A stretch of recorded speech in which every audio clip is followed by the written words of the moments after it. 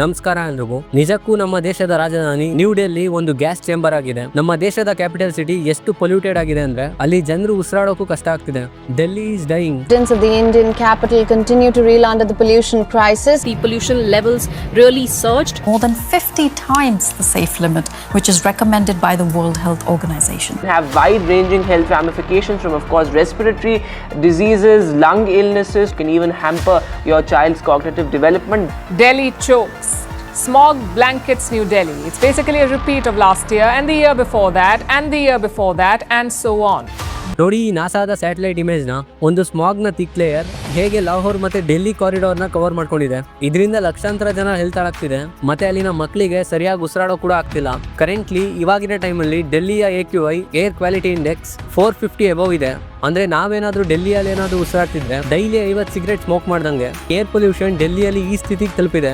ಮತ್ತೆ ಈ ನಡುವೆ ಕೆಲವು ಲೀಡರ್ಸ್ಗಳು ಇಂಡಿಯಾದ ರಾಜಧಾನಿನೇ ಶಿಫ್ಟ್ ಮಾಡಬೇಕು ಅಂತ ಹೇಳ್ತಾ ಇದ್ದಾರೆ, ಕ್ಯಾಪಿಟಲ್ ಸಿಟಿನೇ ಶಿಫ್ಟ್ ಮಾಡಬೇಕು ಅಂತ. ಸೊ ಇವತ್ತಿನ ವಿಡಿಯೋದಲ್ಲಿ ಈ ಎಲ್ಲಾ ವಿಷಯಗಳ ಬಗ್ಗೆ ತುಂಬಾ ಸಿಂಪಲ್ ವೇಲ್ ಡಿಸ್ಕಸ್ ಮಾಡೋಣ. ಸೊ ವಿಡಿಯೋ ತುಂಬಾ ಇಂಟ್ರೆಸ್ಟಿಂಗ್ ಅಂಡ್ ಇನ್ಫಾರ್ಮೇಟಿವ್ ಆಗಿರುತ್ತೆ. ಸೊ ವಿಡಿಯೋನ ಸ್ಕಿಪ್ ಮಾಡದೆ ಕೊನೆವರೆಗೂ ನೋಡಿ. ಮತ್ತೆ ನೀವು ಇನ್ನೂ ನಮ್ಮ ಚಾನೆಲ್ನ ಸಬ್ಸ್ಕ್ರೈಬ್ ಮಾಡಿಲ್ಲ ಅಂದ್ರೆ ಪ್ಲೀಸ್ ನಮ್ಮ ಚಾನೆಲ್ನ ಸಬ್ಸ್ಕ್ರೈಬ್ ಮಾಡ್ಕೊಂಡು ಸಪೋರ್ಟ್ ಮಾಡಿ.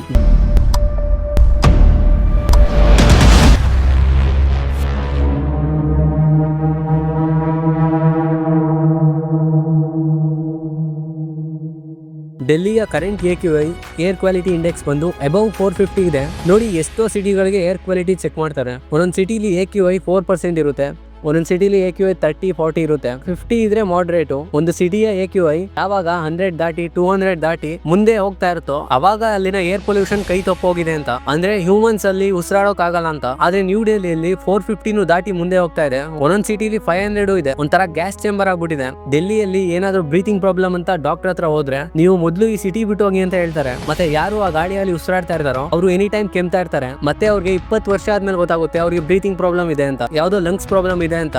ಸೊ ಈ ಟೈಮ್ ಅಲ್ಲಿ ನ್ಯೂ ಡೆಲ್ಲಿ ಒಂದು ಗ್ಯಾಸ್ ಚೇಂಬರ್ ಆಗ್ಬಿಟ್ಟಿದೆ, ವಿಷ ಗಾಳಿ ತರ. ನಮ್ಮ ದೇಶದ ಕ್ಯಾಪಿಟಲ್ ಸಿಟಿನ ಇಷ್ಟೊಂದು ಏರ್ ಪೊಲ್ಯೂಟೆಡ್ ಆಗಿದೆ. ಡೆಲ್ಲಿಯ ಈ ಲೆವೆಲ್ಗೆ ಏರ್ ಪೊಲ್ಯೂಷನ್ ಕಾರಣ ಬಂದು ಮೊದಲನೇದು ಸ್ಟಬಲ್ ಬರ್ನಿಂಗ್. ಹರಿಯಾಣ ಮತ್ತೆ ಪಂಜಾಬ್ ಅಲ್ಲಿ ಹೆಚ್ಚು ಸ್ಟಬಲ್ ಬರ್ನಿಂಗ್ ಮಾಡ್ತಾರೆ. ಸ್ಟಬಲ್ ಬರ್ನಿಂಗ್ ಅಂದ್ರೆ ಕೃಷಿ ತ್ಯಾಜ್ಯನ ಸುಡೋದು. ಈ ಡೆಲ್ಲಿಯ ಏರ್ ಪೊಲ್ಯೂಷನ್ ಗೆ 38% ಈ ಸ್ಟಬಲ್ ಬರ್ನಿಂಗ್ ಗೆ ಕಾರಣ. ರೈತರು ಮಾಡೋ ಈ ಸ್ಟಬಲ್ ಬರ್ನಿಂಗ್ ಇಂದ ತುಂಬಾನೇ ಏರ್ ಪೊಲ್ಯೂಷನ್ ಆಗುತ್ತೆ. ಏರ್ ಪೊಲ್ಯೂಷನ್ ಜೊತೆಗೆ ಆ ಕೃಷಿ ಭೂಮಿನೂ ಕೂಡ ಹಾಳಾಗುತ್ತೆ. ಕೃಷಿ ತ್ಯಾಜ್ಯನ ಸುಡೋದ್ರಿಂದ ಮಣ್ಣಿನ ಟೆಂಪರೇಚರ್ ರೈಸ್ ಆಗಿ ಮಣ್ಣಲ್ಲಿರೋ ಮೈಕ್ರೋ ಆರ್ಗನಿಸಮ್ ಸಾಯ್ತವೆ. ಇದರಿಂದ ರೈತರಿಗೇನೆ ಲಾಸು. ಮತ್ತೆ ಹರಿಯಾಣ ಪಂಜಾಬ್ ನ ರೈತರು ಯಾವ ರೈಸ್ ನ ಬೆಳೆಯೋಕೆ ಈ ಸ್ಟಬಲ್ ಬರ್ನಿಂಗ್ ಮಾಡ್ತಾರೋ ಆ ರೈಸ್ ಕೂಡ ಫುಲ್ ಕೆಮಿಕಲೈಸ್ ಆಗಿದೆ. ಈ ಪಂಜಾಬ್ ಹರಿಯಾಣ ರೈಸ್ ನ ಎಷ್ಟೋ ದೇಶಗಳು ರಿಜೆಕ್ಟ್ ಮಾಡಿವೆ. ನಮ್ ಕರ್ನಾಟಕನು ಕೂಡ ಪಂಜಾಬ್ ರೈಸ್ ನ ರಿಜೆಕ್ಟ್ ಮಾಡಿದೆ. ಯಾಕಂದ್ರೆ ಅಲ್ಲಿನ ರೈತರು ಫುಲ್ ಪೆಸ್ಟಿಸೈಡ್ಸ್ ಫರ್ಟಿಲೈಸರ್ಸ್ ನ ಯೂಸ್ ಮಾಡ್ತಾರೆ. ಇದರಿಂದ ಬೆಳೆ ಫುಲ್ ಕೆಮಿಕಲೈಸ್ ಆಗುತ್ತೆ. ನಾವು ತಿನ್ನೋ ಫುಡ್ ಕೂಡ ಕೆಮಿಕಲ್ ಆಗುತ್ತೆ. ಸೊ ಈ ರೈಸ್ ನ ಪ್ರೊಡ್ಯೂಸ್ ಮಾಡೋಕೆ ಸ್ಟಬಲ್ ಬರ್ನಿಂಗ್ ಮಾಡ್ತಾರೆ. ರೈಸ್ ಕ್ವಾಲಿಟಿನೂ ಸರಿ ಇರಲ್ಲ, ಜೊತೆಗೆ ಏರ್ ಪೊಲ್ಯೂಷನ್ ಗೆ ದೊಡ್ಡ ಕೊಡುಗೆ ಕೊಡ್ತಿದೆ ಈ ಸ್ಟಬಲ್ ಬರ್ನಿಂಗ್. ಸೊ ರೈತರು ಈ ಸ್ಟಬಲ್ ಬರ್ನಿಂಗ್ ನ ಬಿಟ್ಟು ಇದಕ್ಕೂ ಆಲ್ಟರ್ನೇಟಿವ್ ಆಗಿ Indian agriculture research institute Pusha ಅನ್ನೋ ಬಯೋ ಎನ್ಸೈಮ್ ನ ಡೆವಲಪ್ ಮಾಡಿದೆ. ಇದನ್ನ ಕೃಷಿ ತ್ಯಾಜ್ಯಗಳ ಮೇಲೆ ಸ್ಪ್ರೇ ಮಾಡಿದ್ರೆ ಸಾಕು, 20 ದಿನದಿಂದ 30 ದಿನದ ಒಳಗೆ ಎಲ್ಲ ಅದಾಗದೆ ಹೋಗುತ್ತೆ. ಮತ್ತೆ ಇದೇ ರೀತಿ ಛತ್ತೀಸ್ಗಢ ಸರ್ಕಾರ ಒಂದು ಇಂಟ್ರೆಸ್ಟಿಂಗ್ ಪ್ರಾಜೆಕ್ಟ್ ನ ಸ್ಟಾರ್ಟ್ ಮಾಡಿದೆ. ಫಾರ್ಮರ್ಸ್ ಹತ್ರ ಈ ಕೃಷಿ ತ್ಯಾಜ್ಯನ ಕಲೆಕ್ಟ್ ಮಾಡ್ಕೊಂಡು ಒಂದು ಆರ್ಗ್ಯಾನಿಕ್ ಫರ್ಟಿಲೈಸರ್ಸ್ ನ ಪ್ರಿಪೇರ್ ಮಾಡ್ತಾ ಇದೆ. ಈ ರೀತಿ ಮಾಡೋದ್ರಿಂದ ರೈತರಿಗೆ ಹೆಲ್ಪ್ ಆಗುತ್ತೆ, ಮತ್ತೆ ನಾವು ತಿನ್ನೋ ಫುಡ್ ಕೂಡ ಹೆಲ್ತಿ ಆಗಿರುತ್ತೆ. ಮತ್ತೆ ಗೌರ್ಮೆಂಟ್ ಕೂಡ ಈ ಸ್ಟೆಬಲ್ ಬರ್ನಿಂಗ್ ಮೇಲೆ ಸ್ಟ್ರಿಕ್ಟ್ ಆಕ್ಷನ್ ತಗೋಬೇಕು. ಯಾವ ರೈತ ಸ್ಟೆಬಲ್ ಬರ್ನಿಂಗ್ ಮಾಡ್ತಾರೋ ಅವ್ರ ಎಲೆಕ್ಟ್ರಿಸಿಟಿ, ಫರ್ಟಿಲೈಸರ್ ಮತ್ತೆ ಸಬ್ಸಿಡಿನ ಕಿತ್ಕೋಬೇಕು. ಸೊ ರೈತರು ಸ್ಟೆಬಲ್ ಬರ್ನಿಂಗ್ ಮಾಡೋದನ್ನ ಕಮ್ಮಿ ಮಾಡಬೇಕು. ಮತ್ತೆ ಡೆಲ್ಲಿಯ ಈ ಏರ್ ಪೊಲ್ಯೂಷನ್ಗೆ ಡಸ್ಟ್ ಕೂಡ ಒಂದು ಕಾರಣ. Construction dust. ಕನ್ಸ್ಟ್ರಕ್ಷನ್ ನಡೀತಾ ಇರೋ ಟೈಮಲ್ಲಿ ಆ ಕನ್ಸ್ಟ್ರಕ್ಷನ್ ಸೈಟ್ ನ ಪ್ರಾಪರ್ ಆಗಿ ಕವರ್ ಮಾಡಲಿಲ್ಲ ಅಂದ್ರೆ ಕನ್ಸ್ಟ್ರಕ್ಷನ್ ನಡೀತಾ ಇರೋ ಟೈಮಲ್ಲಿ ಬರುವಂತ ಡಸ್ಟ್ ಏರ್ ಜೊತೆ ಮಿಕ್ಸ್ ಆಗಿ ಅಲ್ಲೂ ಕೂಡ ಏರ್ ಪೊಲ್ಯೂಷನ್ ಆಗುತ್ತೆ.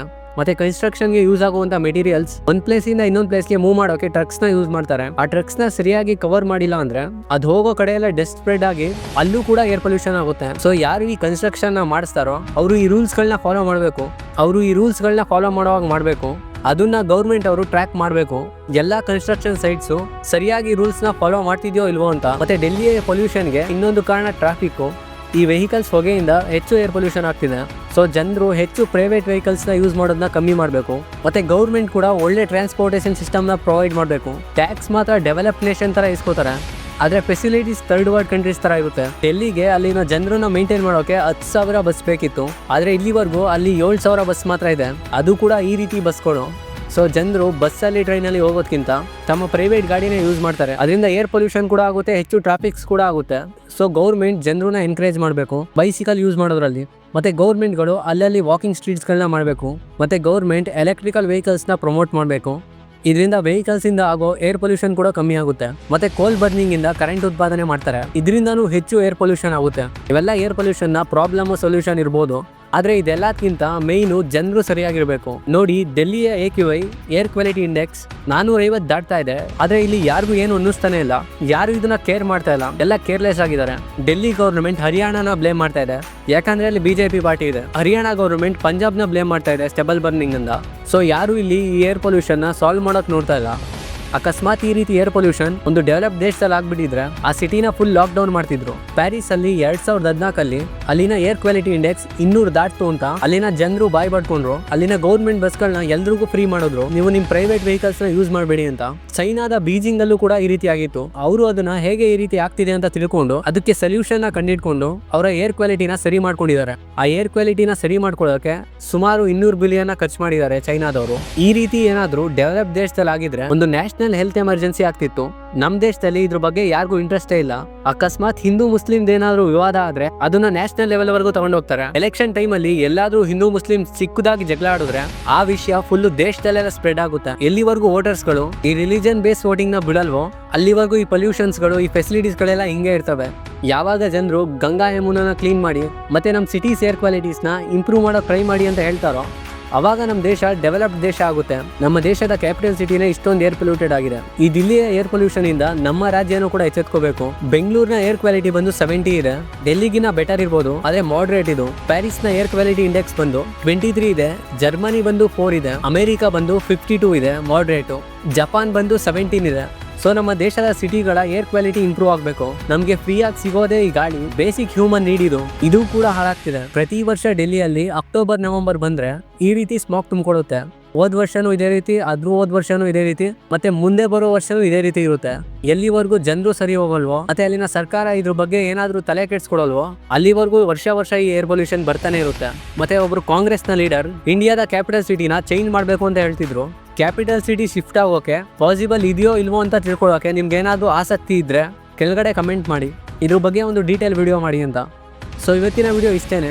ವಿಡಿಯೋ ನಿಮ್ಗೆ ಏನಾದರೂ ಇನ್ಫಾರ್ಮೇಟಿವ್ ಆಗಿತ್ತು ಅನ್ಸಿದ್ರೆ ಪ್ಲೀಸ್ ವಿಡಿಯೋನ ಲೈಕ್ ಮಾಡಿ. ಮತ್ತೆ ನೀವು ಇನ್ನೂ ನಮ್ಮ ಚಾನಲ್ನ ಸಬ್ಸ್ಕ್ರೈಬ್ ಮಾಡಿಲ್ಲ ಅಂದರೆ ಪ್ಲೀಸ್ ನಮ್ಮ ಚಾನಲ್ನ ಸಬ್ಸ್ಕ್ರೈಬ್ ಮಾಡಿಕೊಂಡು ಸಪೋರ್ಟ್ ಮಾಡಿ. ಸೊ ಮತ್ತೆ ನಾನು ನಿಮಗೆ ಮುಂದಿನ ಎಪಿಸೋಡಲ್ಲಿ ಸಿಗ್ತೀನಿ. ಅಲ್ಲಿವರೆಗೂ ಎಲ್ರಿಗೂ ನಮಸ್ಕಾರ. ಜೈ ಹಿಂದ್, ಜೈ ಕರ್ನಾಟಕ ಮಾತೆ.